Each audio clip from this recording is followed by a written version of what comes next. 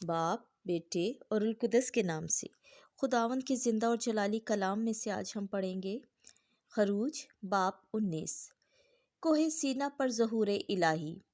मुल्क मिस्र से बाहर निकलने के तीसरे महीने के पहले दिन बनी इसराइल बियाबान सीना में आए।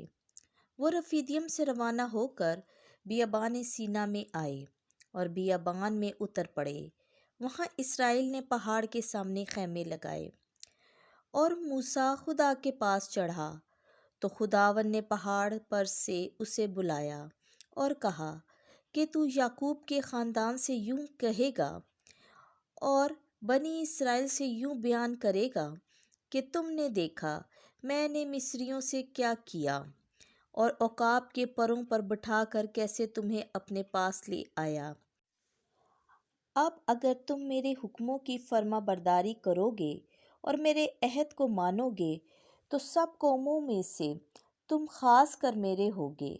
हलाकन सब ज़मीन मेरी है और तुम मेरे लिए काहिनों की एक मुमलिकत और एक मुकद्दस कौम होगे। ये वो बातें हैं जो तू बनी इसराइल से कहेगा। तब मूसा ने आकर लोगों के बुजुर्गों को बुलाया और सब बातें जो खुदावन ने उसे फरमाई थीं उनसे बयान की।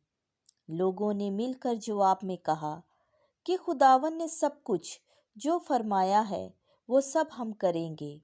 बस जब मूसा ने उनके जवाब की खबर खुदावन को दी तो खुदावन ने मूसा से कहा, देख मैं तेरे पास बादल की तारीकी में आऊँगा ताकि लोग मुझे तेरे साथ बातें करते हुए सुनें और हमेशा के लिए तेरा एतबार करें। और मूसा ने लोगों की बात की खुदावंद को खबर दी और खुदावंद ने मूसा से फरमाया, लोगों के पास जा, आज और कल उन्हें पाक कर और वो अपने कपड़े धोएं और तीसरे दिन तैयार रहें, क्योंकि तीसरे दिन सब लोगों के सामने खुदावंद कोहे सीना पर उतर आएगा और तू उसके गिरदा गिर्द लोगों के लिए हद लगाएगा और उनसे कहेगा कि खबरदार कोई पहाड़ पर ना चढ़े और ना कोई उसके किनारे को छुए, क्योंकि जो कोई पहाड़ को छुएगा ज़रूर जान से मारा जाएगा। कोई हाथ उसे ना छुए, वो पत्थरों से संसार किया जाएगा या तीरों से मारा जाए। ख्वाह वो हैवान हो या इंसान, वो जिंदा छोड़ा ना जाएगा।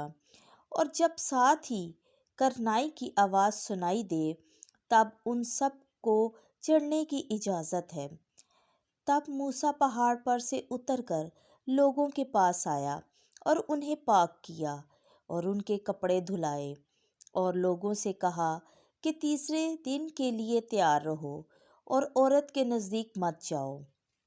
और यूं हुआ कि तीसरे दिन सुबह के वक्त गरजें हुईं और बिजलियां चमकीं और स्याह बादल पहाड़ पर आया और साथ ही करनाई की आवाज़ बहुत बुलंद हुई। तो सब लोग खैमागाह में कांप उठे और मूसा उन्हें खुदा की मुलाकात के लिए खैमागाह से बाहर लाया। तो वो पहाड़ के नीचे आ खड़े हुए और सारे कोए सीना से धुआं निकलता था, क्योंकि खुदावंद उस पर आग में उतरा और तनूर के धुएं की मानिद उसमें से धुआं उठता था और सारा पहाड़ बशिद्दत कांपता था और करनाई की आवाज़ नहायत शदीद होती जाती थी।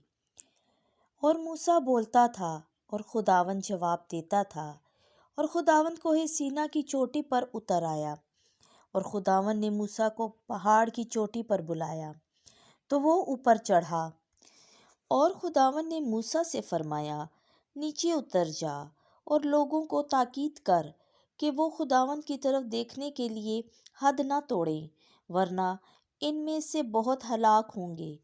और काहिन भी जो खुदावंद के पास आते हैं अपने आप को पाक करें, ऐसा ना हो कि खुदावंद उन्हें मारे।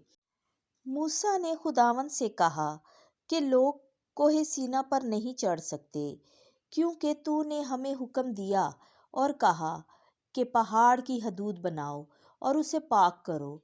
तब खुदावंद ने उससे फरमाया, तू जा और नीचे उतर तब हारून को अपने साथ लेकर ऊपर चढ़ आ, मगर काहिन और लोग हदूद तोड़कर खुदावंद के पास ना चढ़ें ताकि वो उन्हें ना मारे। तब मूसा लोगों के पास नीचे उतरा और उनसे बात की। खुदावंद के ज़िंदा और जलाली कलाम का पढ़ा, सुना और समझा जाना हम सब के लिए बाइस बरकत हो। आमीन।